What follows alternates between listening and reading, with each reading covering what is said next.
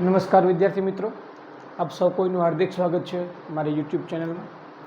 તો વિદ્યાર્થી મિત્રો, આજે આપણે ચેપ્ટર નંબર 1 એટલે કે ગણના પ્રક્રિયાના દાખલાઓનો અભ્યાસ કરતા હતા.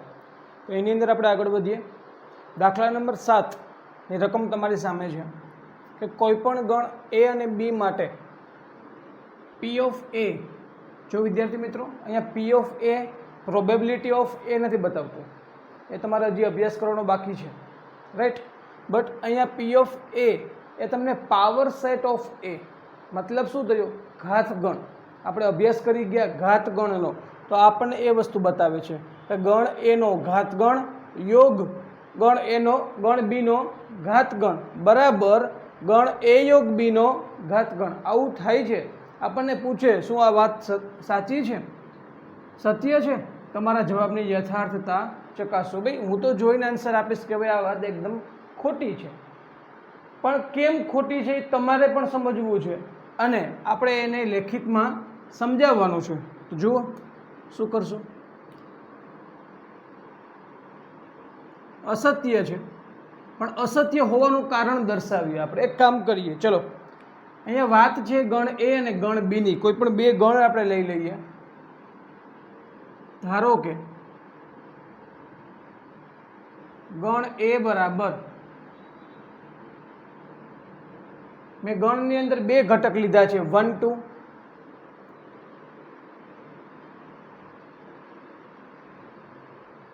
ગણ બી બરાબર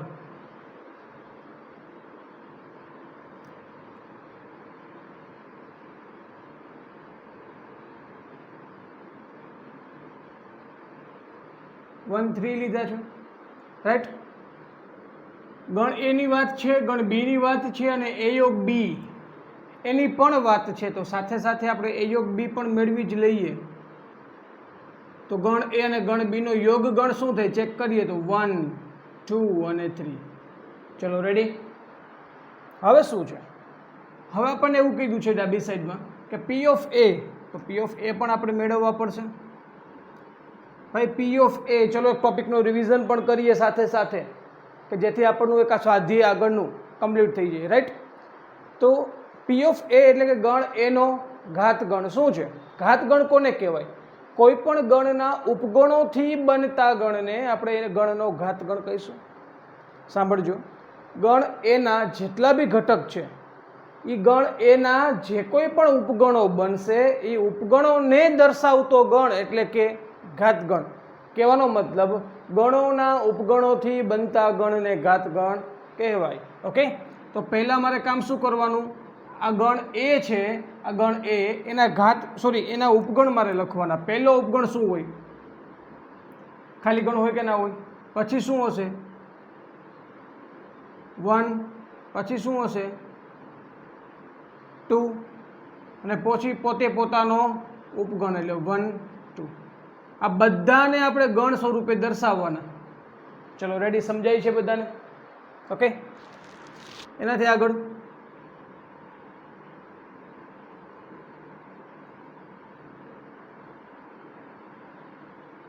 હવે શું બને છે? ગણ બીના ઘાત ગણને દર્શાવવા માટે પહેલો ખાલી ગણ, પછી 1 3 અને 1 3. ચલો રેડી. આપણી પાસે પી ઓફ એ પી ઓફ બી આવી ગયા છે, રાઈટ.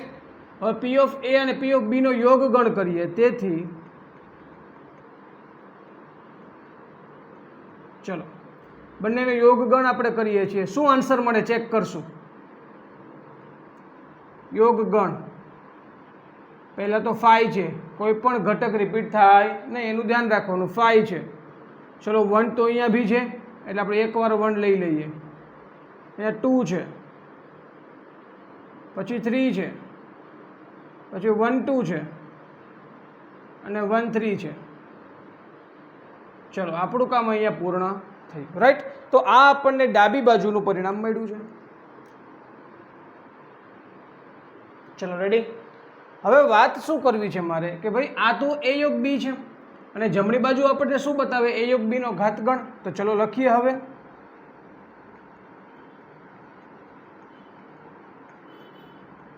એ યોગ બી નો ઘાતગણ કઈ રીતે લખશો? તો કે આ 3 ઘટક છે, આ 3 ઘટકના ઉપગણોથી બનતો ગણ. તો શરૂઆત તો ખાલી ગણથી કરશું, પછી 1, પછી 2, પછી ત્રીજો ઉપગણ 3. ચલો સિંગલવાળા લઈ લીધા, હવે ડબલવાળા જવાના. ડબલ એટલે કે 1 2, પછી 2 3 અને છેલ્લે 1 3. ચલો ડબલવાળા પણ લઈ લીધા બધા. હવે શું આવશે? પોતે પોતાનો અથવા તો ટ્રિપલવાળા, જે કયો તે. તો ચેક કરો, 1 2 3 4 5 6 7 અને 8. આ 8 ઉપગણ થવા જોઈએ. 8 ઉપગણ થવા જોઈએ એનું કારણ શું? કે ઉપગણોની સંખ્યા માટેનું ફોર્મ્યુલા હતું કે n ઘટક ધરાવતા ગણના ઉપગણોની સંખ્યા કેટલી હોય? તો કે 2n હોય. 3 ઘટક હતા એટલે 2 ની 3 બરાબર 8. અને આ જ વસ્તુ ઘાતગણના સભ્યોની સંખ્યા માટે પણ આ જ સૂત્ર લાગશે કે ગણ એમાં 3 ઘટક હોય તો ઘાતગણના સભ્યો કેટલા હશે? તો કે ભાઈ ઘાતગણના સભ્યો તરીકે ગણ એના ઉપગણ હોય, એટલા માટે ઉપગણનું જે ફોર્મ્યુલા છે એ જ ફોર્મ્યુલા ઘાતગણના સભ્યો તરીકે કામ કરે. રાઈટ? તો ચલો, આ આપણને મળી ગયું પરિણામ નંબર 2. હવે તમે એકદમ ઇઝીલી જોઈને મને કહી શકો છો કે પરિણામ 1 અને 2 પરથી આપણે એવું ફાઇનલી કહી શકીએ કે P ઓફ A યોગ P of B is not equal to P of A યોગ B. ચલો રેડી? આ વાત કેવી છે? એકદમ ખોટી વાત છે. જવાબ શું આવશે? અસત્ય. રાઈટ? એકદમ ઇઝી છે. વિડીયો પોઝ કરી ક્વેશ્ચનને નોટ ડાઉન કરો.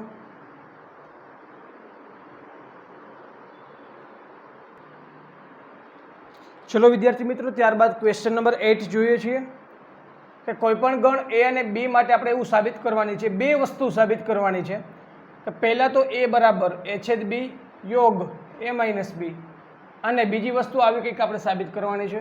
કોઈ ચિંતા નહીં ભાઈ. ચાલો સૌપ્રથમ આ વસ્તુ માટે આપણે જોઈએ. હું RHS લઉં છું. A/B યોગ A માઇનસ B. રાઈટ? સમજો ખાસ ભાઈ, A/B યોગ. હવે A માઇનસ B નો મતલબ શું છે? તો કે તફાવત ગણ. શું બોલતા આપણે એને? ગણ A માં હોય અને ગણ B માં ના હોય. હું વેન આકૃતિ દ્વારા તમને સમજાવું. તો આ ગણ A છે અને ગણ B છે. ગણ A માં હોય આ બધા ઘટક જે ગણ A માં છે, પરંતુ હું આ ઘટક ના લઈ શકું. કારણ શું? કારણ કે આની અંદર રહેલા ઘટક પાછા B માં પણ છે. તો મારે ફક્ત આટલો વિસ્તાર જ લેવાનો. સમજો ખાસ, આટલો વિસ્તાર જ. તો આને શું કહેવાય? A માઇનસ B કહેવાય. એવું પણ કહી શકાય કે આખા A માંથી B ના ભાગને માઇનસ કરવું. સમજાય છે? આખા A માંથી B નો જે ભાગ છે એને માઇનસ કરવો, એને દૂર કરવો, એને કહેવાય A માઇનસ B તફાવત ગણ. અને બીજી ભાષામાં બોલવું હોય તો એવું પણ કહી શકાય કે A માં હોય અને B માં ન હોય. તો આ રીતે મેં તમને સૂત્ર પણ યાદ રખાવ્યું હતું કે A માઇનસ B બરાબર શું થાય? A માં હોય અને B માં ના હોય. તો A છેદ B માં ન હોય એટલે B ડેશ. રાઈટ? અને એટલે છેદગણ. A માં હોય એટલે A થયા, A માં હોય એટલે કે A, અને એટલે કે છેદગણ. B માં ન હોય એટલે કે B ડેશ. એકદમ ઇઝી છે. ચલો રેડી? આટલું ક્લિયર કર્યું? હવે આગળ વધીએ. હવે જે હું સમજાવવા જાઉં છું એ ખાસ સમજજો ધ્યાનથી કે તમે લોકો અહીંયા A છેદ જોવો છો, A અને છેદ, A અને છેદ. હવે હું A અને છેદને કોમન લઈ લઉં છું. અંદર શું વધશે? તો કે ભાઈ અહીંયા અંદર વધશે B, પછી યોગ, પછી B ડેશ. એકદમ ઇઝી શેપ છે ને ભાઈ? સમજાઈ ગયું ને? મેં શું કર્યું? A છેદને કોમન લઈ લીધા, અહીંયા વધ્યા B, આ યોગ અને B ડેશ. રેડી? ચલો A છેદ. હવે ભાઈ આ શું થયું? ગણ અને પૂરક ગણ ના યોગ ગણથી સાર્વત્રિક ગણ બનતો હોય.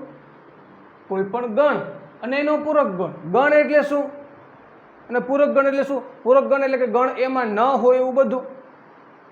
સમજાય? ગણ A એટલે કે એના પૂરક ગણમાં ન હોય એવું બધું. કહેવાનો મતલબ શું થયો? તો ગણ અને પૂરક ગણની વાત કરું એટલે ટોટલ સાર્વત્રિક ગણ આવી જાય. અને આપણે બધાને ખ્યાલ છે કે A યોગ A ડેશ બરાબર સાર્વત્રિક ગણ થાય. તો એવી જ રીતે B યોગ B ડેશ બરાબર પણ શું થશે ભાઈ?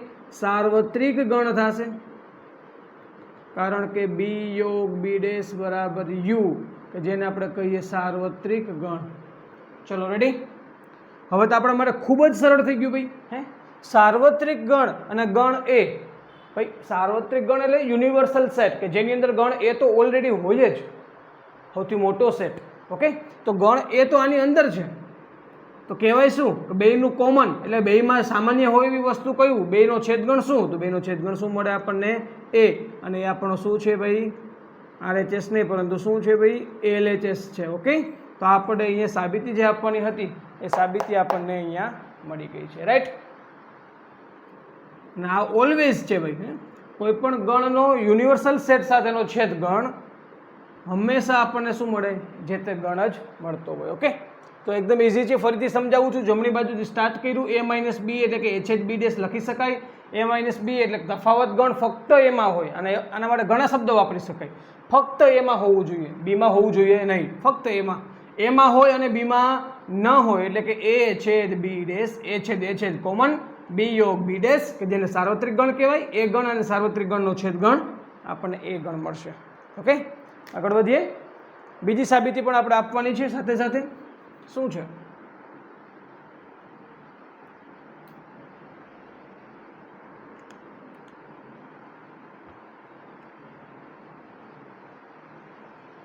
એ યોગ બી માઇનસ એ. ભાઈ પહેલું કામ તો હું એવું જ કરીશ કે આ બી માઇનસ એ માટે મને લખતા આવડે છે કે બીમાં હોય અને એમાં ના હોય. પહેલી વાત તો આ બીમાં હોય અને એમાં ના હોય. હવે સમજો, આગળ વધીએ આપણે. હવે અહીંયા વિભાજનનો નિયમ લાગશે. એ યોગ બી, તો પહેલું તો આવું થશે, એ યોગ બી. પછી અહીંયા છેદ છે, તો છેદના છેદ એ યોગ એ ડેશ થાય. એ યોગ એ ડેશ કહેવાનો મતલબ પહેલા એ યોગ જે છે બી પાસે ગયા.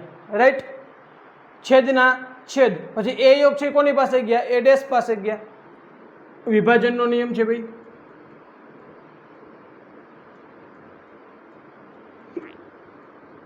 ચલો આગળ વધીએ. તો એ યોગ બી તો એ યોગ બી જ છે, એમાં કશું થશે નહીં. અહીંયા છેદગણ છે.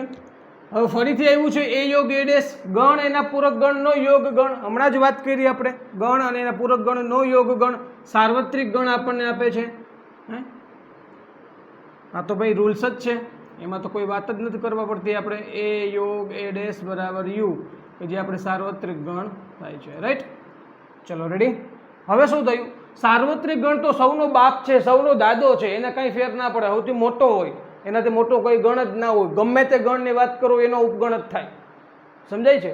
એ યોગ બી છે, કશો વાંધો નહીં ભાઈ. એ યોગ બી પણ ગણ યુનો તો શું છે? ઉપગણ જ છે. બહુ તો બહુ એની બરાબર થાય. તો કોઈ પણ ઇક્વલ સેટ એકબીજાના ઉપગણ તો કહેવાય જ. એ પણ આપણે ભણી ગયા. રાઈટ. તો આપણે એવું કહી શકીએ કે આ બંનેમાં સામાન્ય હોય એવી વસ્તુ કઈ? આ તો હોનો બાપ છે, બાપ બધા દીકરાને સાચવીને બેઠો છે. તો એ છેદ બી, તો એ યોગ બી તો આની અંદર જ છે. તો બેનો છેદગણ આપણને શું મળે? એ યોગ બી. એ જ આપણા માટે શું છે?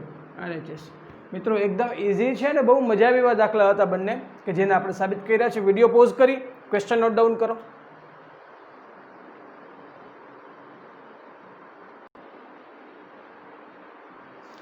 ચલો ત્યારબાદ નેક્સ્ટ ક્વેશ્ચન નંબર 9. ગણના ગુણધર્મનો ઉપયોગ કરીને સાબિત કરો કે. અહીંયા બી આપણી પાસે બે ક્વેશ્ચન છે.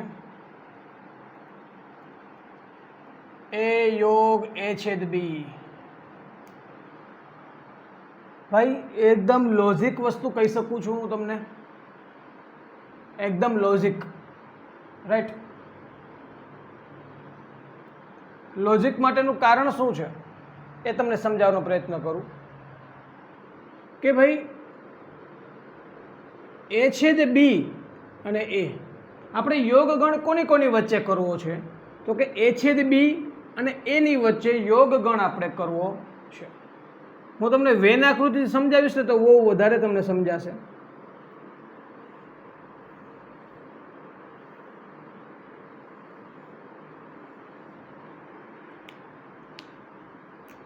આ ગણ એ છે, ગણ બી છે, અને આ જે ભાગ છે એ ભાગ આપણો એ છેદ બી કહેવાય. રાઈટ. તો હવે એક વસ્તુ તમે સમજો કે આ ભાગ એ છેદ બી છે, તો આ જે ટપકાવાળો ભાગ છે, ટોટલ ટપકાવાળો ભાગ, એમાં આ ભાગ પણ આવી જાય, તો એ ભાગને શું કહીશું આપણે? એ કહીશું. આ એ છે, આ એ છેદ બી છે. હવે બેયનો યોગ ગણ કરો, આ એ છેદ બી અને એ બંનેનો યોગ ગણ તમે કરો તો સ્વાભાવિક છે જવાબ શું આવવાનો છે? ટોટલ એ જ આવવાનું છે કે નથી આવવાનું ભાઈ? હે, ટોટલ શું આવશે ભાઈ? એ જ આપણી પાસે આવશે, રાઈટ? તો આ રીતે આપણને એકદમ ઇઝીલી આન્સર મળે છે ભાઈ. ઓકે, તમે સમજી શકો છો ભાઈ. કશું આમાં કંઈ ખાસ વધારે કહેવા પૂરતું મારે છે. બહુ તો બહુ આમાં શું થાય ભાઈ? હે, એક એવું સ્ટેપ થાય કે એ છે પેલા યોગ ગણ એ સાથે થશે, એ યોગ એ, પછી આ છેદના છેદ એ યોગ બી કરો. આ રીતે પણ સમજી શકાય. એ યોગ એ છેદ એ યોગ બી. હવે એ યોગ એ, એનો એ સાથેનો યોગ ગણ એ મળે, એ છેદ પછી એ યોગ બી. હવે તમે સમજો એ યોગ બી એટલે શું થાય? આ બંને વસ્તુ આવી જાય આખી આખી ટોટલ. અને એ આ બેમાંથી કોમન શું છે? તો ફક્ત એ. આ તો ઇઝીલી કહી શકાય. આ બે, આ એ યોગ બી અને આ ગણ એ, તો બેમાંથી કોમન શું? બેમાંથી સામાન્ય હોય એવી વસ્તુ કઈ? તો કે ગણ એ, કે જે આપણા માટે આરએચએસ છે. ઓકે, તો ભાઈ આ મેં તમને એક જ સ્ટેપમાં આન્સર આપ્યો હતો કે ભાઈ એ છેદ બી અને એ આ બેનો યોગ ગણથી તો ડાયરેક્ટ આપણને એ મળે જ છે, પણ આપણે ગણના ગુણધર્મનો ઉપયોગ કરીને કીધું છે એટલા માટે આપણે આ વસ્તુ નહીં કરીએ અને આ શું કરશું? આના પછી ડાયરેક્ટ આ સ્ટેપ કરશું. ઓકે, બહુ ઇઝી છે. ત્યારબાદ આગળ વધીએ. અહીંયા પણ એવું જ કંઈક છે, એ છેદ એ યોગ બી. હા, અહીંયા તો ભાઈ કીધું એ મુજબ જ ભાઈ. આ એ યોગ બી, અહીંયા જુઓ, એ છેદ એ યોગ બી, આ એ છેદ એ યોગ બી. જવાબ શું આવે? એ આવે કે ના આવે? હે, શું આવશે ભાઈ જવાબ? જવાબ એ આવશે. કઈ રીતે આવશે ચેક કરીએ. વિભાજનનો નિયમ લગાડો. એ છેદ એ છેદ એ, યોગના યોગ,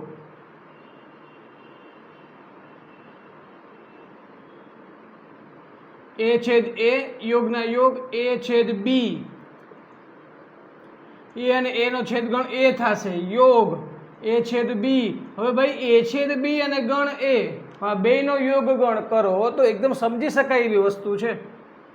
જો આ જ વસ્તુ આવી ગઈ. અને આ વસ્તુ છે એ અહીંયા આવી હતી. મતલબ કે ભાઈ એકબીજાની રિવર્સ પ્રોસેસ છે એવું પણ આપણે અહીંયા કહી શકીએ છીએ. એ યોગ એ છેદ બી, તો આ એ છેદ બી છે અને આ એ છે, બેનો યોગ ગણ કરો એટલે જવાબ શું મળે? એ. પરંતુ આ તો આપણે સ્ટેપ બતાવવા હતા એટલા માટે આપણે આવું કર્યું છે. ઓકે, એકદમ ઇઝી છે. વિડીયો પોઝ કરી ક્વેશ્ચનને નોટ ડાઉન કરી લો, તમારી જાણ માટે જતા એરા.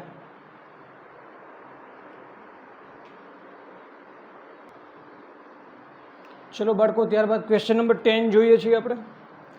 સાબિત કરો કે એ છેદ બી બરાબર એ છેદ સી પરથી બી બરાબર સી કહી શકાય નહીં. ભાઈ સ્વાભાવિક વસ્તુ છે. હે, ગણ એ અને બી નો છેદગણ અને ગણ એ અને સી નો છેદગણ એ બંને કદાચ સમાન હોઈ શકે, તો એનો મતલબ એવો નથી કે બી અને સી પણ સમાન થાય જ. હે, તો આ વસ્તુ આપણે સાબિતી દ્વારા બતાવવાની છે. તો ચલો સોલ્યુશન ફાઇન્ડ કરીએ એનું. ભાઈ એક્ઝામ્પલથી જ વધારે આપણને ઇઝી પડશે. હું ગણ એ લઈ લઉં છું, 1 2 3. ગણ બી લઈ લઉં છું, 2 3 5. ગણ સી લઈ લઉં છું. જો ભાઈ એ અને બી નો છેદગણ શું થયું પહેલાં ચેક કરો. એ અને બી નો છેદગણ આપણને 2 3 2 3 મળ્યા. તો હવે એ અને સી ના છેદગણમાં પણ 2 3 તો આવવા જ જોઈએ, ધ્યાન રાખશું આપણે.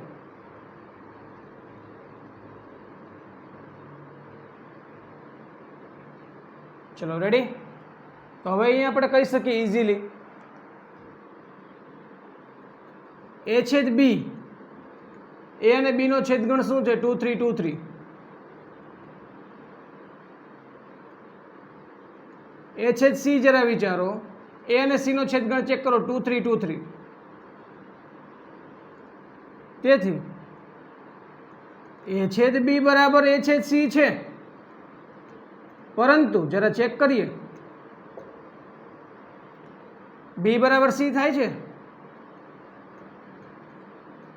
કારણ શું? 2 3 5 છે ને અહીંયા 2 3 6 છે, પણ B is not equal to C, but A intersection B is equal to A intersection C થાય છે, પરંતુ આ પોસિબલ બનતું નથી. એકદમ પપ્પુ ક્વેશ્ચન છે ભાઈ. વિડીયો પોઝ કરી ક્વેશ્ચન નોટ ડાઉન કરો.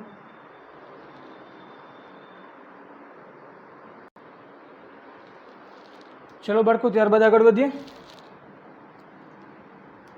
આપણે પેલા ક્વેશ્ચનને સમજીએ.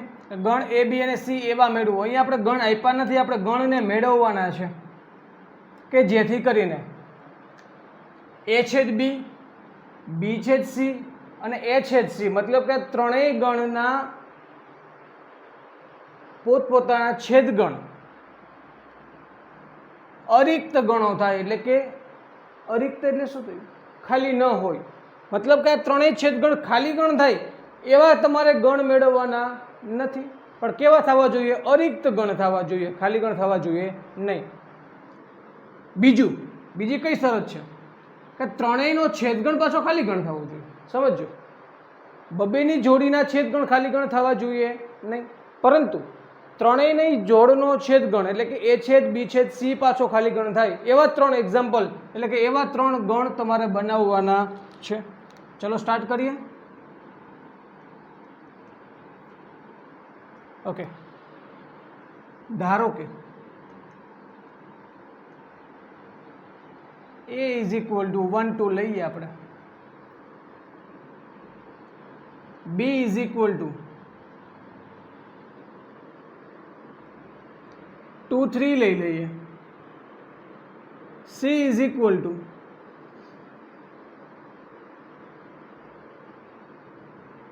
ભાઈ જો આ બધી શરતોનું પાલન કરતા જઈએ એ રીતે લખીએ છીએ. જો એ બી લખ્યા તેથી એ છેદ બી શું થયા? ખાસ સમજો, એ છેદ બી આપણને શું મળે? બેનો છેદગણ 2 મળે. એટલા માટે આને ખાલી ગણ તમે કહી શકો નહીં. ઇઝ નોટ ઇક્વલ ટુ 5, ખાલી ગણ નથી. ઓકે, બી અને સીમાં પણ કંઈક કોમન કરીએ આપણે. એ જ કોમન પાછું એ આરે પણ થવું જોઈએ. ચલો 1 3 કરી નાખીએ. રાઈટ,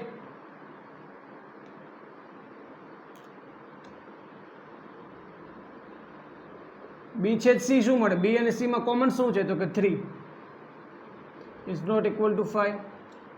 અને હજી એક શરત બાકી હતી, એ છેદ સી જરા ચેક કરો. એ અને સીમાં પણ આપણને કંઈક કોમન મળી ગયું, 1 ઇઝ નોટ ઇક્વલ ટુ 5. મતલબ કે આપણી પહેલી શરતનું પાલન થઈ ગયું. આ ત્રણેય છેદગણ ખાલી ગણ હોવા જોઈએ નહીં, અરિક્ત ગણ થવા જોઈએ. તો બધા કેવા છે? અરિક્ત ગણ છે. તેમજ બીજી કઈ શરતનું પાલન કરવાનું હતું? ત્રણેય ગણનો છેદગણ. તમે જરા વિચારો તો ભાઈ, ત્રણેયમાં હોય એવી વસ્તુ કઈ? આપણે વિચારીએ 1 તો 1 અહીંયા નથી એટલે ના ચાલે, 3 તો 3 અહીંયા નથી એટલે ના ચાલે, 2 તો 2 પાછો અહીંયા નથી એટલે ના ચાલે. કાંઈ પણ વસ્તુ કોમન છે નહીં, એટલે ત્રણેયનો છેદગણ કેવો છે? ખાલી ગણ છે. તો આપણો આન્સર અહીંયા મળી ગયો. રાઈટ, એવું ફરજિયાત નથી કે મેં લીધા એ જ એક્ઝામ્પલ તમારે લેવાના. તમે તમારી રીતે પણ એક્ઝામ્પલ લઈ શકો છો, વિચારી શકો છો, બનાવી શકો છો. બધી રેફરન્સ બુકમાં પણ એક્ઝામ્પલ અલગ હોઈ શકે છે, પણ ધ્યાન શું રાખવાનું છે કે આપણી આ જે શરતો છે કે આ ત્રણેય છેદગણ ખાલી ગણ ન થવા જોઈએ અને ત્રણેયનો છેદગણ ખાલી ગણ થવા જોઈએ, આ બે શરતનું પાલન કરતા હોય એવા એક્ઝામ્પલ્સ આપણે વિચારીને મૂકવા. રાઈટ, તો આ વિદ્યાર્થી મિત્રો આપણે લેક્ચરની અંદર અહીંયા સુધી રાખીએ. નેક્સ્ટ લેક્ચરની અંદર હવે 2-4 દાખલા જ ફક્ત બાકી છે, તો એ નેક્સ્ટ લેક્ચરની અંદર આપણે કમ્પ્લીટ કરી અને આ ચેપ્ટરને પૂર્ણાહુતિ આપશું. ત્યારબાદ કોઈક નવા ચેપ્ટર ઉપર આપણે આગળ વધશું. Okay, thank you.